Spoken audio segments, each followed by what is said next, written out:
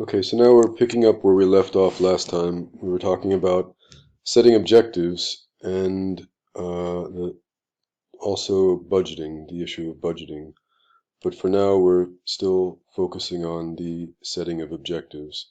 We went through this slide already. We talked about SMART and SMARTer objectives, specific, measurable, attainable, realistic, and time-bound.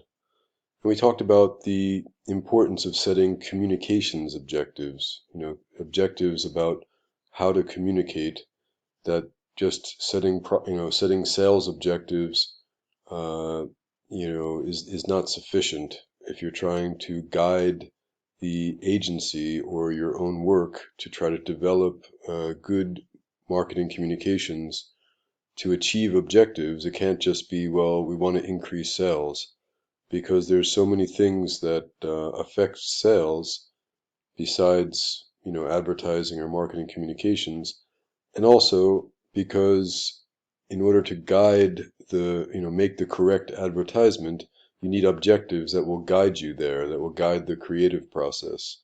So we like to help the creative team to develop the advertising that's going to match what we want the ad to do. So it specifies the target audience and the particular message, type of message strategy we want to achieve, or the objectives we want to achieve. So um, some typical objectives are to inform, to persuade, or to remind, or to create a brand image, or help establish a certain position. And we talked about these Dagmar criteria that were in your textbook. It's designing advertising goals for measurable advertising results. And in that kind of Dagmar criteria, it says that you need to have concrete and measurable tasks, be target audience specific, have a benchmark, before and after measure, like measure what the level of awareness is before the campaign, and then, specify that you want to change that level of awareness or change the level of liking, or, correct positioning, recognition of the positioning statement, or whatever, like um, whatever your positioning is, or your slogan. And you can specify a time period as well. So you can say, for example, we want to increase the number of people who correctly identify our slogan from 30% to 40% over a 6-month time period. And we talked about other types of IMC objectives, things like for publicity, trying to get positive mentions in a newspaper or on television, trying to get positive publicity, and within a specific time frame, have all the different uh, elements of the marketing communications program appear at the same time.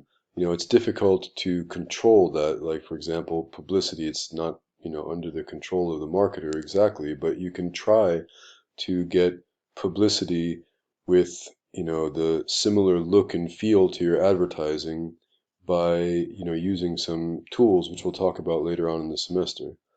But the objectives that you might set are, trying to get publicity at a certain time, or for that will reach a certain target market. We talked also about when are sales-oriented objectives appropriate. And we said, well, for example, for retail advertising, when you're having a weekend sale or a discount, or some other, very time-limited sales period, or if you're doing direct mail pieces, you want to try to get a direct response, and your goal is to just get sales based on that, direct mail or other direct marketing approach.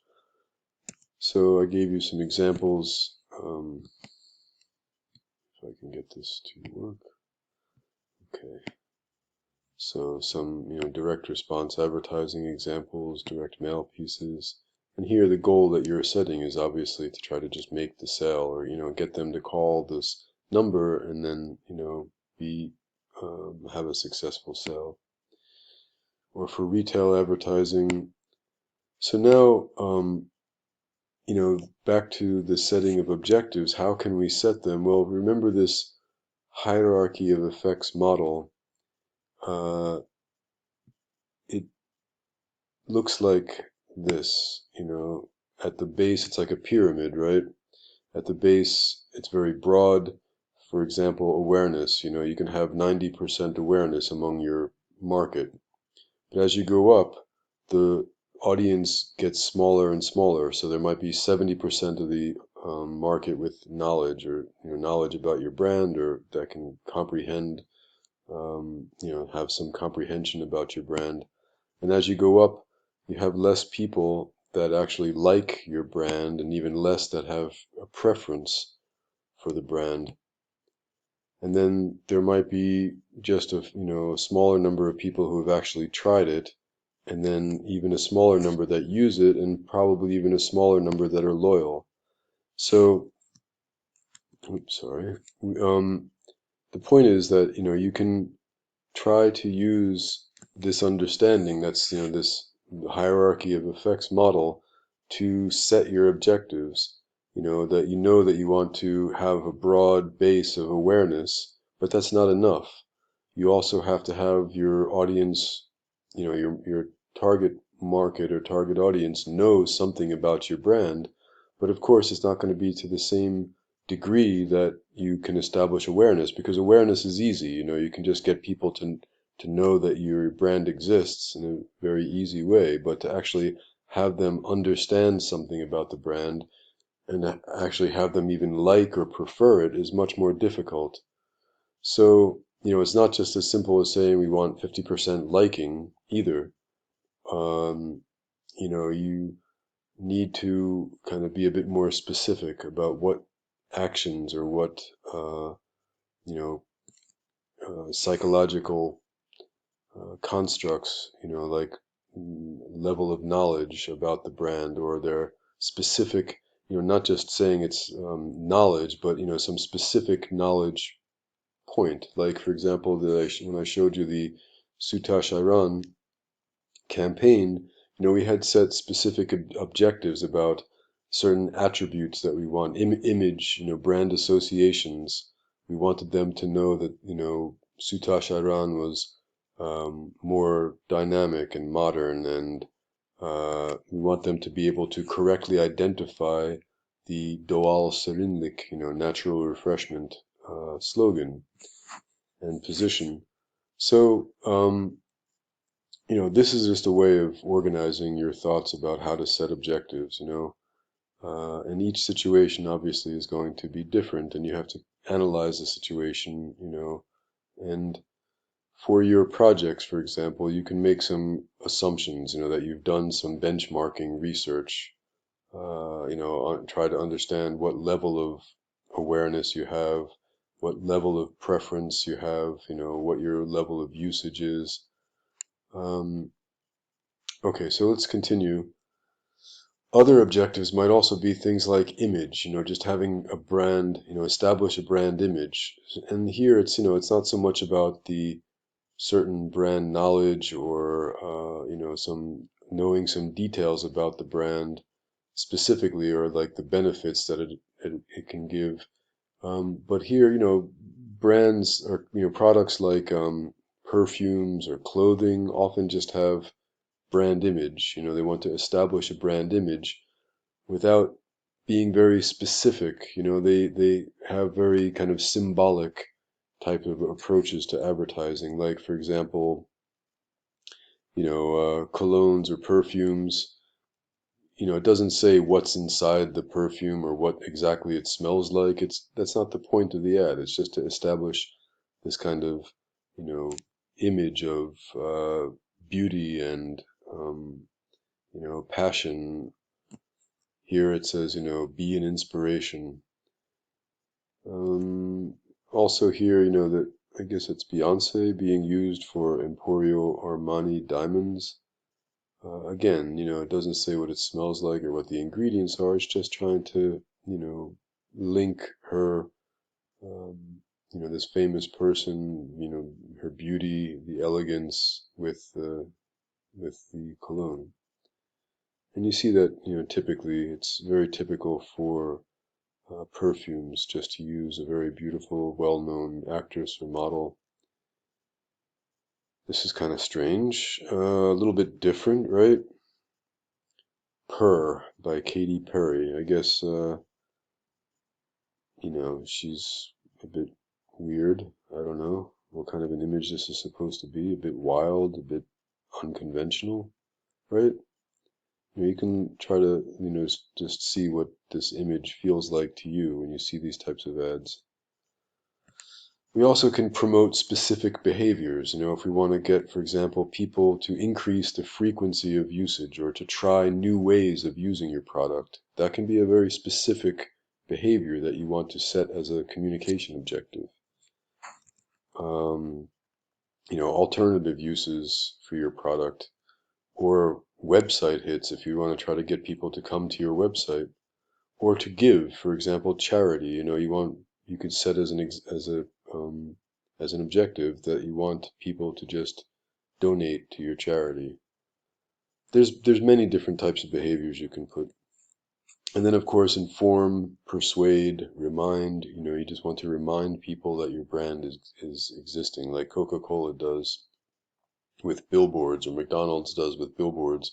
Everybody knows, pretty much everybody's aware of McDonald's, but they just want to remind you, keep it in top of mind awareness so that when you're driving by, you see it, you're like, oh yeah, McDonald's, so I'll stop next time I see McDonald's. And here, you can look at this in your own time, but it just gives like informative, persuasive, and reminder advertising, various, objectives, like correcting false impressions, like maybe you did research and there's, this, mistaken belief among your target audience that your brand doesn't do something, or that it does something that it shouldn't be doing. So, you can correct these false impressions. Encouraging switching behavior, changing customers' perceptions of product attributes. If you remember, we did that example in class, like how to increase the ease of use of the Sony camera, right? To try to get the attitude to be changed in a positive way. Reminding them where to buy it might be also important. Keeping it in their minds during off seasons, or maintaining top of mind awareness. So there's this objective setting exercise, and I'll ask you to do this on your own time. You can observe the advertisement and then write the objectives that you believe guided the ad's development. Now this is kind of working backwards, of course. Normally you get the objectives and then you create the advertisement to meet those objectives. But here I'm going to just show you two advertisements.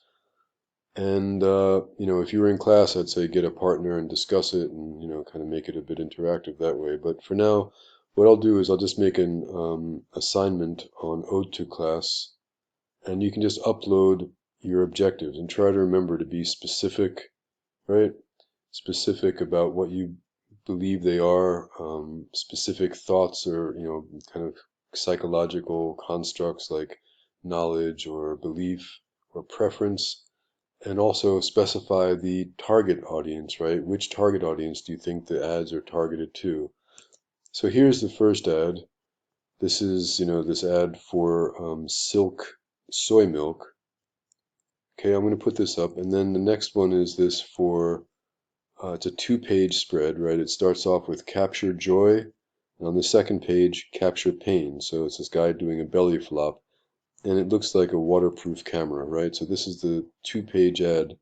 And what I'd like you to do is write the objectives. You can have 1, 2, 3 objectives that you think guided these ads and who you think the target audience is. And you'll write those down and you'll submit them online, okay?